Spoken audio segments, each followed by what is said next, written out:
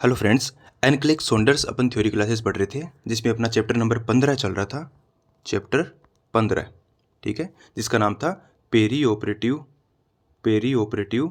Care, ठीक है, जिसके दो पार्ट अपन ने पढ़ लिए थे। पार्ट फर्स्ट में अपन ने पढ़ा प्री ऑपरेटिव केयर और पार्ट सेकंड में अपन ने पढ़ा पोस्ट ऑपरेटिव केयर, ठीक है। आज अपन पढ़ेंगे चैप्टर नंबर 15 जो है उसी का ही तीसरा और आखिरी पार्ट, जिसका नाम है पोस्ट ऑप्स कॉम्प्लिकेशन, ठीक है। इसके बाद में चैप्टर नंबर 15 कंप्लीट होगा आज। तो देखिए, पोस्ट ऑप कॉम्प्लिकेशन का मतलब होता है कि सर्जरी के बाद में कुछ एक कॉम्प्लिकेशन होते हैं जो कि पेशेंट को फेस करने होते हैं और जो कि एग्जाम में भी बहुत बार पूछे जाते हैं हमसे। तो first one is pneumonia and atelectasis. सारे के सारे इंपॉर्टेंट है, ध्यान में रखना। पेज नंबर 195, एनक्लेक सोंडर्स 9th एडिशन, ठीक है। मैच करते हुए पढ़ना है उसको। तो देखिए, पोस्ट ऑप्स कॉम्प्लिकेशन में एक सबसे मोस्ट कॉमन कॉम्प्लिकेशन जो है that is pneumonia and atelectasis. Pneumonia क्या होता है? It is the infection and inflammation of lungs parenchymal cells. तो लंग्स के जो पेरेनकाइमा जो है, जो कोशिकाएं हैं लंग्स की, उनमें इन्फेक्शन एंड इन्फ्लामेशन होना दैट इज न्यूमोनिया। और एटिलेक्टेसिस क्या है? Atelectasis is a airless or we can say collapse condition of lungs, ठीक है। कोलैप्स कंडीशन ऑफ लंग्स यानी लंग्स है जिसके अंदर जो एल्यूलाई है उसके अंदर एयर हट गई और रिमूव हो गई, तो एल्यूलाई क्या हो गए? पिचक गए ऐसे, ठीक है। उसको अपन ने क्या बोल दिया? एटिलेक्टेसिस। तो ये कंडीशन पोस्ट ऑप्स पीरियड में पेशेंट को फेस करता है एक पेशेंट जनरली। तो देखिए, कब डेवलप होगी ये condition? 3 to 5 day post ops, operation के 3 से 5 दिन बाद में ये कंडीशन जो है वो ये कॉम्प्लिकेशन पैदा हो सकता है, ठीक है। असेसमेंट की बात करें तो क्या क्या अपने को साइन सिम्टम अपने को दिखाई देंगे? तो सबसे पहले डिस्निया दिखाई देगा, difficulty in breathing, increase respiration. देखिए, जब भी ब्रीथिंग डिफिकल्टी इंडिविजुअल में होगी, ठीक है, तो दो चीज़ें ऑटोमेटिक बढ़ जाएगी। एक तो रेस्पिरेशन रेट बढ़ जाएगी और एक पल्स रेट भी बढ़ जाएगी, ठीक है। और इन दोनों के साथ में एक चीज़ और होगी जिसको अपन बोलते हैं पाल्पिटेशन। पाल्पिटेशन का मतलब होता है खुद की हार्ट बीट इतनी जोर से धड़कना कि वो स्वयं को ही सुनाई दे जाए, उसको बोलते हैं पाल्पिटेशन, ठीक है। मैंने एकदम कैजुअल भाषा में आपको समझाया है। तो ये होगा। नेक्स्ट और क्या होगा? क्रिकल्स साउंड अपने को सुनाई देंगे। लंग्स के जो साउंड हैं, जो कि स्टेथोस्कोप से अपन जब हियर करेंगे, सुनेंगे, तो अपने को क्रिकल्स सुनाई देंगे, ठीक है। और क्या मिलेगा? इंक्रीज टेम्परेचर मिलेगा। क्यों? क्योंकि देखिए क्या है, लंग्स का इन्फेक्शन हो रहा है इसलिए टेम्परेचर बढ़ जाएगा। इंक्रीज कफ प्रोडक्शन होगा और साथ ही साथ क्या होगा? चेस्ट पेन भी होगा। ये अपने को साइन सिम्टम दिखाई देंगे। अच्छा, अब इंटरवेंशन क्या करेंगे इसमें, ये इंपॉर्टेंट है, ठीक है। कि पोस्ट ऑप्स ये वाला कॉम्प्लिकेशन तो हो गया, तो उसमें इंटरवेंशन क्या करेंगे? तो इंटरवेंशन में सबसे पहले अपने को ध्यान में रखना है, सबसे पहले अपने को क्या ध्यान में रखना है? इंटरवेंशन में अपन क्या करेंगे? Assess the lungs sound. सबसे पहले तो देखिए, जब भी अपने को कोई न कोई काम करना होता है, जब भी अपने को पेशेंट को कोई केयर देनी होती है, तो उसमें स्टार्टिंग हमेशा असेसमेंट से करनी है, ध्यान में रखना। पूरी एनक्लेक्स में जहाँ भी आप देखोगे तो पेशेंट केयर की शुरुआत हमेशा असेसमेंट या उसके बाद में डाटा ऑब्टेनिंग,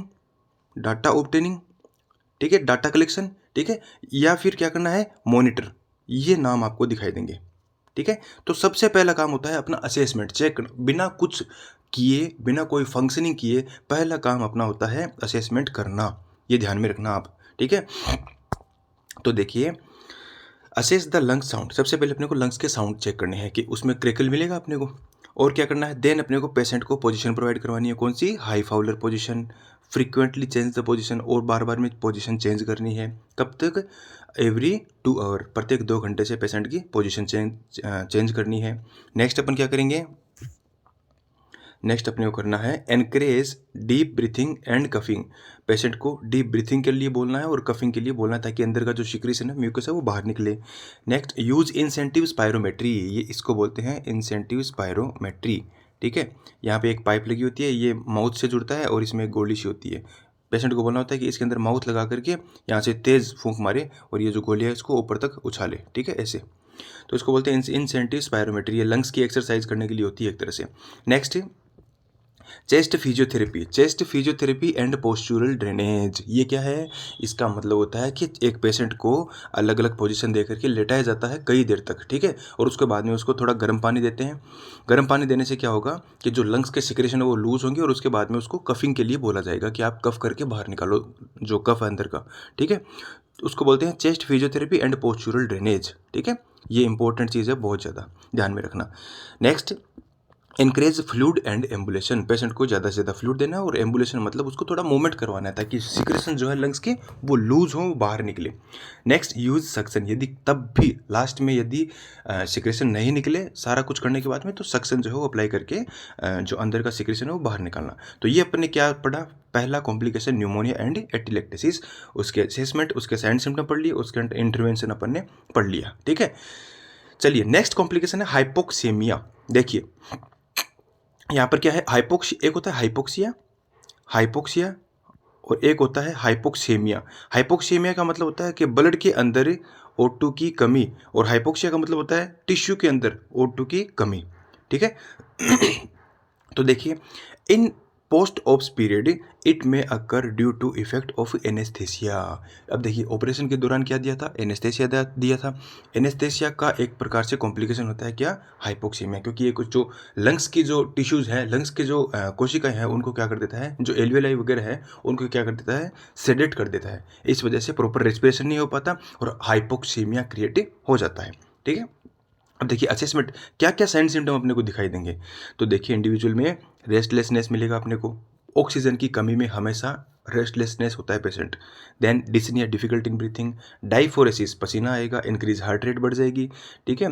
हाइपरटेंशन होगा, साइनोसिस। हाइपरटेंशन क्यों होगा? क्योंकि ऑक्सीजन की जो डिमांड है वो फुलफिल करने के लिए हार्ट रेट बढ़ेगी, हार्ट रेट बढ़ेगी तो आर्टरीज जो है उनके अंदर प्रेशर बढ़ेगा, दबाव बढ़ेगा, इसलिए हाइपर टेंशन होगा, ठीक है। पैथोफिजियोलॉजी आनी चाहिए हर चीज़ की, ये कोई चीज़ है तो वो क्यों है वो पता होना चाहिए अपने को। नेक्स्ट साइनोसिस होगा, क्योंकि ऑक्सीजन की कमी हुई है तो साइनोसिस होगा। नेक्स्ट डिक्रीज SpO2, ऑक्सीजन का जो सेचुरेशन लेवल है वो घट जाएगा क्योंकि हाइपोक्सेमिया हुआ है, ठीक है। कितने से कम हो जाएगा? 95% से कम हो जाएगा। चलिए अपन बात करें इंटरवेंशंस की।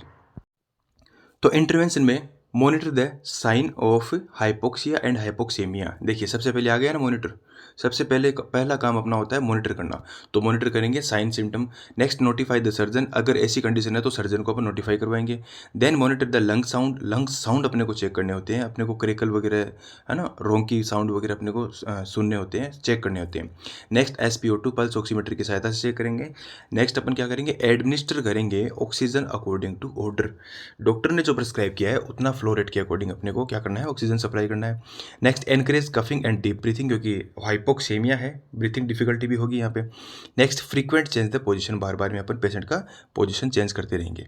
तीसरा कॉम्प्लिकेशन है पोस्ट ऑप्स पीरियड में पल्मोनरी एम्बोलिज्म, ठीक है। एम्बोलिज्म है क्या? An embolus block the artery, pulmonary artery, ठीक है। एक पल्मोनरी एम्बोलिज्म का मतलब होता है एक कोई एम्बोलस है, कोई थक्का है, कोई क्लोट है, वो क्या हो गया? पल्मोनरी आर्टरी को क्या कर देगा? ब्लॉक कर देता है, जिसकी वजह से disrupt blood flow to the lobe of lungs. इसकी वजह से जो लंग्स को ब्लड सप्लाई होने वाला था, लंग्स के लोब को जो ब्लड सप्लाई होने वाला था वो क्या हो जाएगा? डिसरप्ट हो जाएगा, रुक जाएगा, बाधित हो जाएगा, ठीक है। उसको अपन बोलते हैं पल्मोनरी एम्बोलिज्म।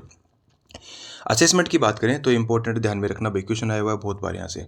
तो पल्मोनरी एम्बोलिज्म के साइन सिम्टम मिलेंगे सडन डिस्निया का मतलब होता है अचानक से अपने को क्या होगा? डिफिकल्टी होगी ब्रीथिंग में। नेक्स्ट शार्प चेस्ट पेन मिलेगा, साइनोसिस मिलेगा, इंक्रीज हार्ट रेट मिलेगा और रेस्पिरेशन रेट भी बढ़ जाएगा, और साथ ही साथ BP जो है वो घटता है यहाँ पे, ये ध्यान में रखना। Decrease blood pressure, hypotension. चलिए नेक्स्ट अपन बात करते हैं इंटरवेंशंस की। तो नोटिफाई द सर्जन, सबसे पहले क्योंकि ये लाइफ थ्रेटनिंग कंडीशन है, ध्यान में रखना। नोटिफाई द सर्जन, यदि पल्मोनरी एम्बोलिज्म के साइन सिम्टम मिल रहे हैं तो it will lethal for the patient. Notify surgeon immediately because it is life threatening situation. Next monitor vital signs. Next administer O2 medication and treatment according to order, ये सारे काम अपने को करने होते हैं। चलिए नेक्स्ट अपन बात करते हैं चौथा और पांचवा जो कॉम्प्लिकेशन है वो साथ में है हेमरेज एंड शॉक। ठीक है, हेमरेज का मतलब कोई ब्लीडिंग हो रहा है, कोई आर्टरी रप्चर हो चुकी है, ऑपरेशन के बाद में जो ऑपरेशन किया है वो साइट प्रॉपर हील नहीं हुई है, वहाँ से ब्लीडिंग हो रही है। और शॉक का मतलब होता है कि इतनी ब्लीडिंग हो चुकी है कि ब्लड के अंदर जो ऑक्सीजन कैरिंग कैपेसिटी है ब्लड की वो डिक्रीज हो चुकी है, टिश्यू जो है उनको ऑक्सीजन प्रोवाइड नहीं करवा रहा ब्लड, ठीक है, उसको अपन ने बोल दिया शॉक। तो ये दोनों ही कॉम्प्लिकेशन अपन साथ में पढ़ेंगे, दोनों के साइंड सिम्टम और मैनेजमेंट साथ ही है। तो देखिए साइंड सिम्टम की बात करें, क्योंकि ये दोनों चीज़ें साथ ही होती है, हेमरेज के तुरंत बाद क्या होता है, यदि उसको मैनेज नहीं किया तो शॉक में जाता है पेशेंट। तो साइंड सिम्टम में अपने को मिलेंगे, रेस्टलेसनेस होगा पेशेंट क्योंकि ब्लड सप्लाई, ब्लड कम हो गया, वीक एंड रैपिड पल्स मिलेगी क्योंकि वॉल्यूम ही घट गया, हाइपोटेंशन होगा, बीपी लो होगा, टैकीपनिया होगा, कूल क्लैमी स्किन होगी और डिक्रीज यूरिन आउटपुट होगा। कितने से decrease, less than 30 ml per hour, ठीक है। चलिए नेक्स्ट पर बात करते हैं इंटरवेंशंस की। तो इंटरवेंशंस में डायरेक्ट अप्लाई द प्रेशर, यदि एक्टिव ब्लीडिंग अपने को कहीं पर भी मिल रहा है तो उसको तुरंत प्रेशर लगा करके पहले ब्लीडिंग को रोको, to the site of bleeding, उस ब्लीडिंग साइट को रोको ब्लीडिंग से। Next notify the surgeon and administer oxygen and IV fluid, ठीक है, ये सब अपने को करना होता है। अब देखिए पेज नंबर 196 196 पे एक इंपॉर्टेंट पॉइंट दे रखा है, if client had spinal anaesthesia तो do not elevate the leg high than pillow. यदि पेशेंट को स्पाइनल एनेस्थीसिया दिया हुआ है तो उस कंडीशन में एलिवेट नहीं करना है, लेग को ऊंचा नहीं करना है, कितने से ऊंचा, अपना जो सर है, जो पिलो है, उससे ऊपर नहीं करना है, ठीक है। अदरवाइज क्या होगा, breathing could be impaired, breathing क्या हो जाएगी, इम्पेयर्ड हो जाएगी, डिफिकल्टी होगी। चलिए नेक्स्ट अपन बात करते हैं छठा कॉम्प्लिकेशन पोस्ट ऑप्स पीरियड में, थ्रोम्बोफ्लेबाइटिस, वेरी वेरी इंपॉर्टेंट। तो inflammation of the when accompanied by clot formation, accompanied का मतलब लिख लेना के साथ में, ठीक है, कि वेन का इन्फ्लामेशन तो हो रहा है लेकिन क्लोट फॉर्मेशन के साथ में हो रहा है, ये इंपॉर्टेंट है। यदि वेन के अंदर इन्फ्लामेशन हो, क्लोट की वजह से हो, उसको अपन बोलेंगे थ्रोम्बोफ्लेबाइटिस, क्योंकि थ्रोम्बो मतलब क्लोट, फ्लेबाइटिस मतलब वेन का इन्फ्लामेशन, ठीक है। तो इसमें असेसमेंट क्या करेंगे, असेसमेंट में अपन वेन का इन्फ्लामेशन जो है वो अपने को मिलेगा, क्रैम्प, इन्फ्लामेशन के साइन सिम्टम मिलेंगे, रेडनेस मिलेगा, ठीक है, रेबर, इन्फ्लामेशन के साइन सिम्टम लिख ही देते हैं, rebar, Keller, tumour, dollar. Redness हो गया, रेडनेस हो गया, ठीक है, रेडनेस हो गया, इंक्रीज टेम्परेचर, पेन हो गया, ठीक है, और साथ ही साथ क्या हो गया, फंक्सियोलेसा, ट्यूमर, डॉलर, सॉरी, रेबर का मतलब होता है रेडनेस, केलर का मतलब है इंक्रीज टेम्परेचर, ट्यूमर का मतलब होता है स्वेलिंग, ठीक है, और डॉलर का मतलब होता है पेन, ठीक है। और एक और होता है पांचवा, फंक्सियोलेसा, फंक्सियोलेसा का मतलब होता है लॉस ऑफ सेंसेशन। तो ये 5 साइन होते हैं इन्फ्लामेशन के, ये 500 अपने को मिलेंगे, ठीक है, क्योंकि थ्रोम्बोफ्लेबाइटिस है। चलिए और क्या मिलेगा, लेग में क्रैम्पिंग मिलेगा, लेग में पेन मिलेगा, क्योंकि लेग की वेन में जनरली थ्रोम्बोफ्लेबाइटिस अपने को मिलता है। Next code like hard tender when मिलेगी अपने को, कोड मतलब ऐसे इरेगुलर शेप में, ठीक है, कोड लाइक वेन अपने को मिलेगी, इंक्रीज टेम्परेचर होगा। चलिए इंटरवेंशन की बात कर ले तो monitor the sign of inflammation, ठीक है, कर लिए मॉनिटर, कोई बात नहीं। Next elevate the extremity 30 degree, extremity मतलब लेग, ठीक है, क्योंकि लेग में ही इन्फ्लेमेशन है, लेग की वेन में, तो 30 डिग्री के कोण पे लेग को उठा देंगे अपन, चलो ठीक है, कोई बात नहीं। नेक्स्ट पॉइंट क्या बोल रहा है, next point is use anti embolic stocking device, very very important, ये डिवाइस एक बार इसका फोटो देख लेना, ये इंपॉर्टेंट है। चलिए use the range of motion exercise every 2 hour, range of motion exercise का मतलब होता है जो हल्की हल्की जो जॉइंट्स हैं उनको मूवमेंट करवाना, नहीं कि वो पूरा उछला कूदी नहीं करनी है, ठीक है।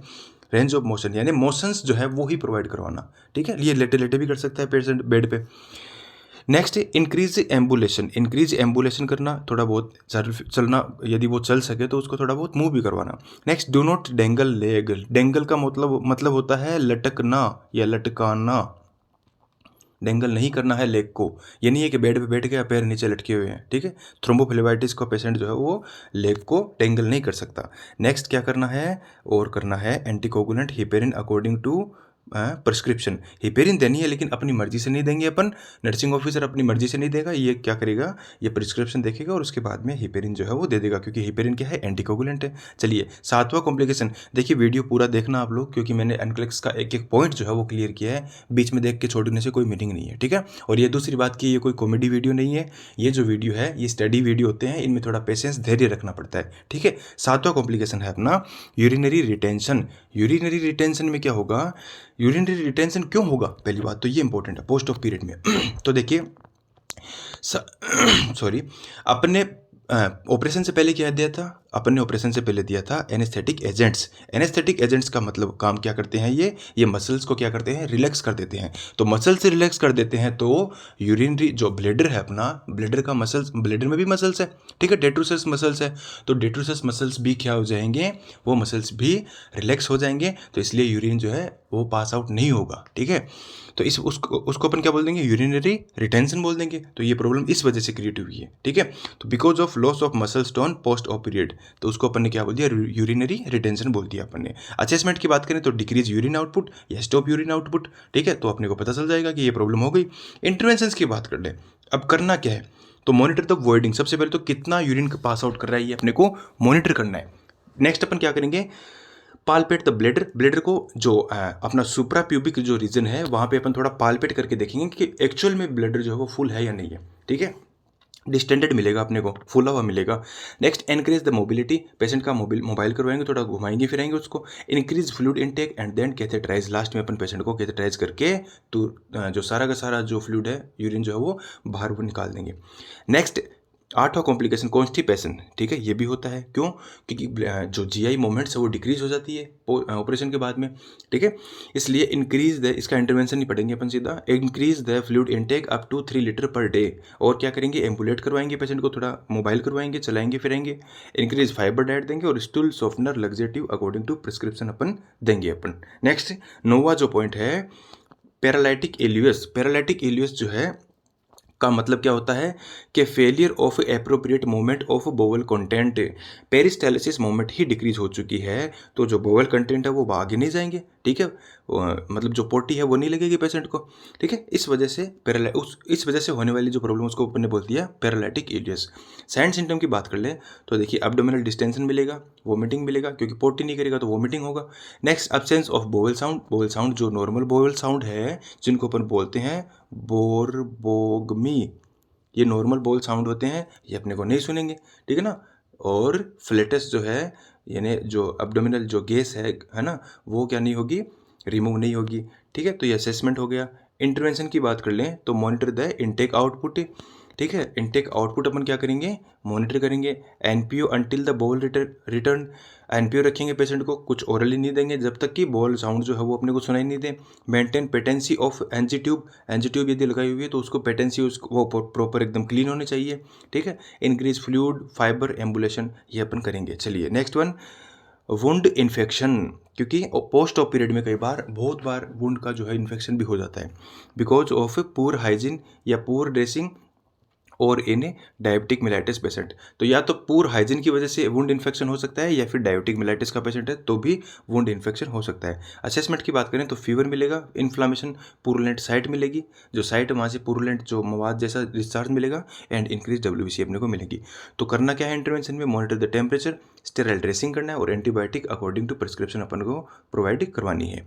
नेक्स्ट 11वां complication, wound dehiscence and wound evisceration, ठीक है। वुंड डेहिसेंस का मतलब होता है separation of the wound edge at the suture line. घाव ये जो मान लीजिए ये क्या है, ये सूचर दिए हुए थे, यहाँ पे सूचर दिए हुए थे, ठीक है। तो सेपरेशन होना सूचर एज का, ये जो सूचर एज जो है ना, किनारे जो है ना, उनको क्या होना, उनका हट जाना, थोड़ा रिमूव होना, ठीक है, यहाँ से खुल जाना, ऐसे ओपन होना किनारों का, किनारों का ओपन होना, इसको अपन क्या बोलते हैं, wound dehiscence. Separation of edge, edge मतलब किनारे, वुंड एज, ठीक है, एट सूचर लाइन, जहाँ पे सूचर अपने टांके दिए हैं, तो सेपरेशन होना उसको बोलते हैं डेहिसेंस। एविसरेशन का मतलब क्या होगा, एविसरेशन का मतलब होता है protrusion of internal organ through incision, जहाँ टांके लगाए हैं, ठीक है, सर्जिकल साइट पे, उस साइट में से अंदर का कोई ऑर्गन बाहर निकल आना, ठीक है, उसको अपन ने क्या बोल दिया, एविसरेशन, ठीक है। दोनों का इंटरवेंशन सेम है, मैनेजमेंट सेम ही होगा। Call the help, call for help किसको कॉल करेंगे, सबसे पहले सर्जन को ही करेंगे क्योंकि ऑपरेशन उन्होंने किया है। स्टे विद द पेशेंट, क्योंकि पेशेंट घबराया रहता है, पेशेंट के साथ में रहना, एंजाइटी हो जाएगी उसको। नेक्स्ट लो फाइबर पोजीशन देंगे, सॉरी लो फाउलर पोजीशन अपन देंगे। लो फाउलर पोजीशन पर अपन पेशेंट को क्यों देंगे, ये देखिए, इसको बोलते हैं लो फाउलर पोजीशन। क्यों देंगे, क्योंकि ये एब्डोमिनल जो पार्ट है वहाँ से कोई ऑर्गन प्रोट्रूड होकर बाहर निकला है, ठीक है। लो फाउलर पोजीशन और नी बेंड, घुटने जो है वो मोड़ने को बोल देंगे, क्योंकि अब इस पोजीशन में क्या होगा, यहाँ पे मिनिमम प्रेशर पड़ेगा, कहाँ पे? एब्डोमेन पे। ये जो वुंड जो इंटरनल ऑर्गन जो बाहर निकला है, इस पे मिनिमम प्रेशर पड़ेगा इस पोजीशन से। यदि पेशेंट सीधा लेट जाएगा तो पूरा प्रेशर पड़ रहा है ऊपर, ठीक है ना? तो इसलिए ये पोजीशन अपन पेशेंट को देंगे। कौन सी पोजीशन? लो फाउलर पोजीशन प्लस नी बेंड, ये पोजीशन अपन देंगे। इंपॉर्टेंट है, एग्जाम में आया हुआ है ये question. Next, cover the wound with NSS, normal saline solution का जो गोज है 4/4 का जो गोज पीस है, ऑटोक्लेव्ड जो गोज पीस है, उस गोज पीस से अपन वुंड को एक बार कवर कर देंगे, ठीक है? और क्या करेंगे? टेक द वाइटल साइन अपन लेंगे। तो इसी के साथ अपना चैप्टर नंबर जो 15 है, ये आज इसका पार्ट 3 जो है ये समाप्त होता है। चैप्टर नंबर 15 अपना कंप्लीट। कल अपन पढ़ेंगे चैप्टर नंबर 16। धन्यवाद।